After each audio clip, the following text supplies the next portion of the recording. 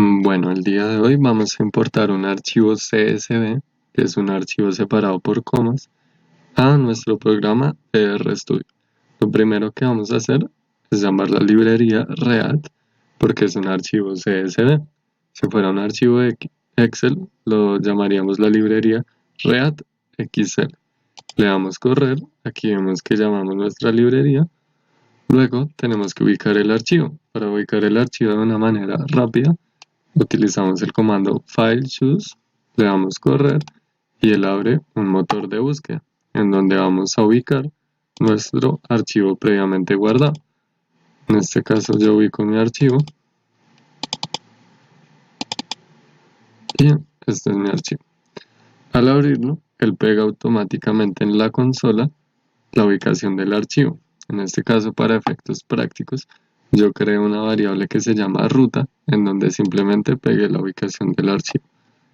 Le doy correr y vemos que se guarda nuestra variable de ruta. Si quedara mal guardada, no nos mostraría aquí la ruta. Luego vamos a importar el archivo. Para esto yo creo una variable que voy a llamar data y utilizo la función read.csv2. Esta función la utilizo porque en mi caso este archivo CSV está separado por comas, por punto y coma las columnas y por punto los decimales. ¿Cómo hacemos para ver eso? Pues simplemente abriendo el documento en bloc de notas nos damos cuenta. Listo. Le damos correr y como vemos aquí tenemos nuestro archivo data que tiene 12.576 filas y 12 variables. En data tenemos un problema y es que tenemos archivos de precipitación y de temperatura, como podemos ver acá. Entonces lo que vamos a hacer es lo siguiente, vamos a filtrar, pero primero vamos a llamar estas dos librerías. Las librerías las llamamos antes de hacer los comandos para no tener problemas. Listo, crea una variable que se va a llamar temperatura. ¿De dónde vamos a sacar la información? Pues de data, que es el archivo que importamos, y aquí utilizamos el pipe y la función filtrar. Utilizamos como se llama la columna, en mi caso se llama ID del parámetro, como podemos ver en data. Y simplemente le decimos que de ahí vamos a sacar las que dicen temperatura. Le damos correr y vemos que aquí ya se nos creó nuestra variable solo con los datos de temperatura.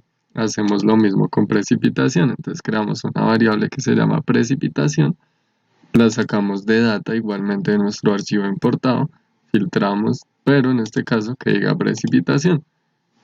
Como vemos aquí, ya sacamos nuestros objetos de precipitación. Vemos más objetos de precipitación que de temperatura.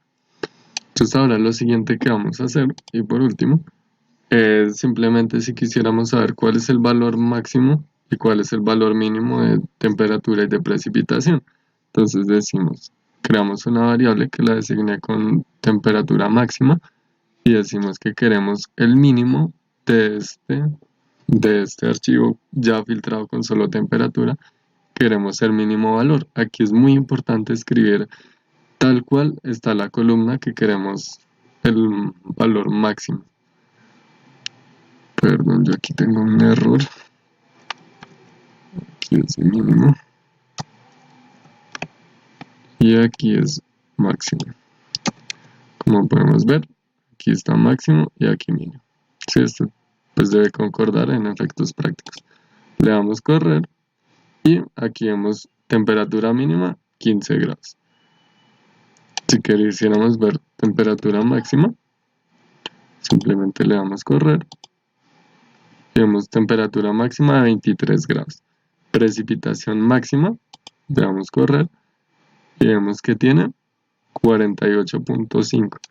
Y precipitación mínima, le damos correr y vemos que tiene 0. Y así pues organizaríamos un poco la información CSV y sacaríamos datos pues para efectos prácticos rápidamente. Muchas gracias por la atención.